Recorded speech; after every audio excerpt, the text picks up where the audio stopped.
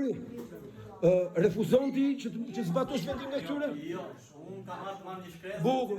Pra këty refuzon, ky zotria këtu, Iliriana, Allkaj, refuzon të t'japi njoftim. Nuk njep njoftimin. Nuk jep. Firmat janë e zaruar. Po, ku e ke firmë? Na trego ku e ke firmën aty? Është provë kjo, është provë ligjore kjo. Shkon prokurori kjo, shkon spak. Bukur, s'është pas zgjedhjet kjo. Ti po pengon këtë nga fushata zgjedhore. Ti po pengon nga këta aktivistë.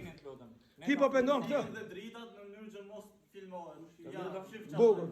Ky person këtu quhet Iliriana Allkaj, ja ikën të gjithë tash. Gjithë tash po marrin korrin. Tani ikën të gjithë. Sa po ndoqëm një video live, në fakt të ndodhur sot në zyrat e shërbimit të provës, jam në studio me avokatin Altin Goxhaj që do të na komentojë se në çfarë ka ndodhur sot avokat.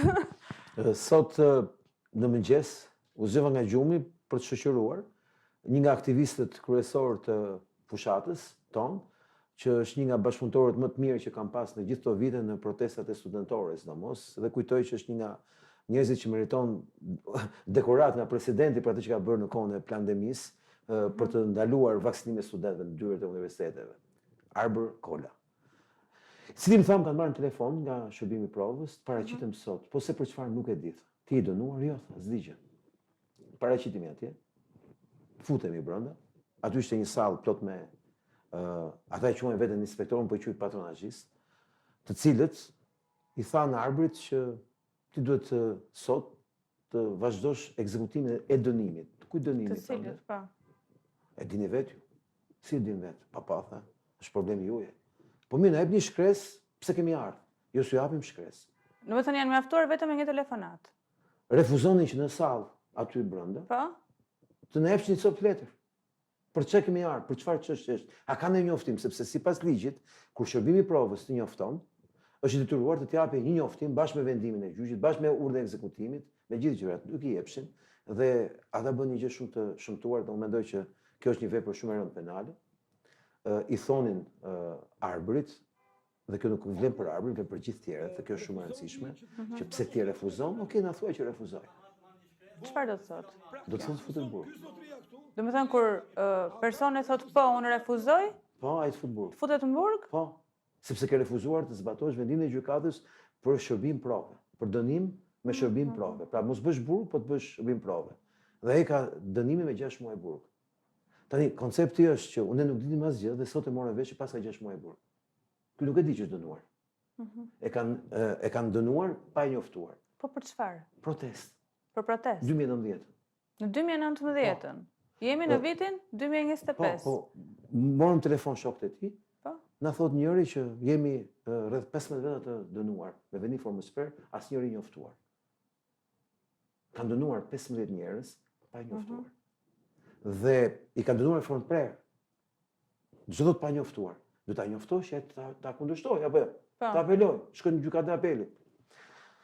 Dikush e kishte marrë vesh, e kishte apeluar, duke rivendosur në fat. Tani në këtë rast ne ishim përballë një fakti krejt ri.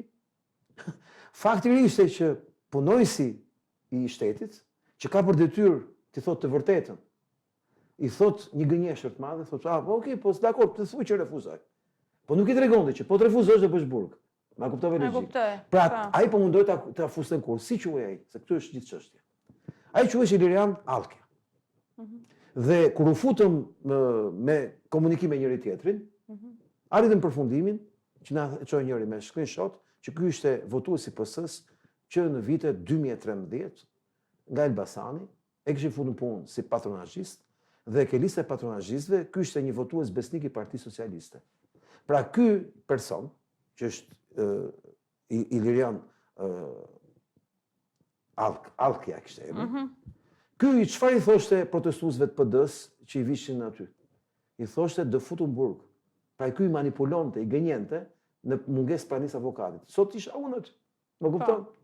Duke qenë unë aty, ky e pati kurajën t'ia thoshte edhe këtij, po mirë, s'ka problem, nuk ja pasi shkresë. Do zbatosh vendimin apo do e refuzosh? Pra që të futesh në burg, më kupton si koncept.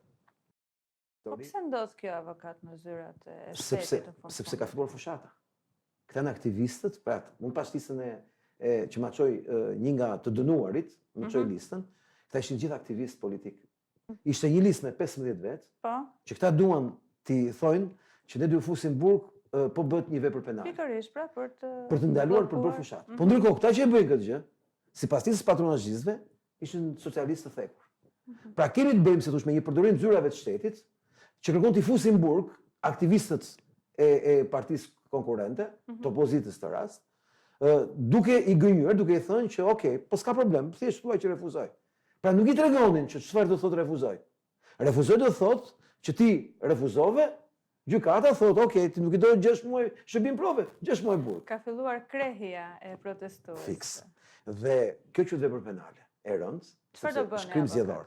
Po normal, krimet zgjedhore trajtohen nga SPA, jo nga Prokuroria e Tiranës. Dhe unë ja shpjegova atit, kujdesi thash, sepse ky është një krim zgjedhor.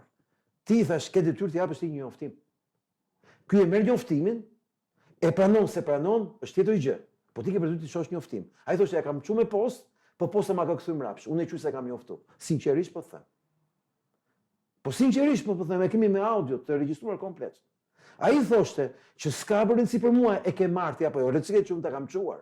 Se ma ka kthyer mua posta mbrapsh është problem joti, jo imi. Domethënë, njoftimi është në zyrtaret e zyrës E kishte aty dhe refuzon ta jepte. Dhe aty kur ju kishte Po, përballë? po pse donim ne njoftimin dhe pse s'na jepte? Ktu është çështja. Sepse po na jepën ne kundërshtojmë, fillon me ankimimin. Do të ishte të drejtë në ankimimit. A kuptuat logjikën? Pra që ky të ishte në këtë fushat, jashtë fushate. Pra, këta që kanë filluar, po përdorin shërbimin e provës si një kamzhik elektoral ndaj kundërshtarit, për të neutralizuar kundërshtarin. Dhe unë si Altin kam një histori shumë gjatë në këtë gjë. Mbaj mend në vitin 2020 me koalicionin për Shqipërinë, që ne do të futeshim në zgjedhje. Arrestuan edhe Nderim Kurtin, edhe Andrea Bregun, dy aktivistët kryesorë që merreshin me gjithë mbledhjen e firmave. Andreun detyruan ta lirojnë pasi unë bëra një përplasje shumë të madhe që më ndihmoi dhe jo që atë natën në komisariatin e policisë për shkak dhunës që i kishte psuar, ndërsa Nderim Kurtin e dënuan me 30 ditë burg para burgim, pasi doli pa fajshëm, pasi ai kishte një video që tregonte 54 minutat e tij protestë, që ai vetëm rrinte. Dhe tregon polici vinë dhe dhunojnë dhe i marrin dhe celularin. Dhe fituam gjyqin në formës prerë, ku ai ishte i pafajshëm, por ai bëri 30 ditë burg. Në kohë që do të mbledhej firma për policia. Me sa lek do më shpërblet? Kemi djalin tjetër, Vilsonin, cilin e dënuan për protestën e studentëve të vitit 2019, i vetmi student dënuar për protestën e vitit 2012, sepse ishte njëri shumë aktivist pranë nesh. Domethënë, kemi të bëjmë si thosh me një ashpërsim, reprezalje, por unë mund them që ne jemi shumë qetë, shumë gëzum në një aspekt që kemi që merremi me këta njerëz, sepse të gjithë ta nuk kanë ku fshihen, nuk kanë ku shkojnë. Këta nuk do marrin dekorata si petalet e Ramës, këta do marrin prangat e Qelis, sepse ka rënë duart mira, duart tona. Ne dim se ta bëjmë këtë punë. Sot unë jam i skandalizuar vetëm nga një aspekt. Në momentin që unë më përballa me këtë patronazhist dhe u detyrova të hapja kamerën për të mbledhur provën, që ai refuzonte të jepte njoftimin. Nga ajo zyrë, veç që të më zgjidhshin mua jashtë, dolën vetë gjithë, jam madh. Është në video, tregohet se si dalin gjithë nga zyra, madje njëri fik dritën që mos të kapte kamerën. A ka harruan që është iPhone? S'do me ditë, deshin pa ndritësi, pastaj hapën dritën. Dhe derisa sulmon policinë që të më zgjidhte mua jashtë. Ndërkohë unë kisha nevojë të vinte policia të më zgjidhte jashtë sepse kisha marrë punë. Se ta dolën gjithë, me ç'të merresha unë aty. Dhe pastaj konstatova që Andrea kishte regjistruar në rrugë zërin tim në sfond. Që i thoshte, po jo. Tani gjitha kjo histori pse kishte vlerën për të qenë për publiku. Sepse ashtu siç ata kanë karikuar gjitha bateritë e luftës për të vrarë kundërshtarin, për të neutralizuar kundërshtarin, mund të sigurojmë me plot gojen. Të njëjtën gjë kemi bërë dhe ne, duke i piketuar të gjithë patronazhistët, që edhe këtë do ta bëjmë shembull këtë tipin sot.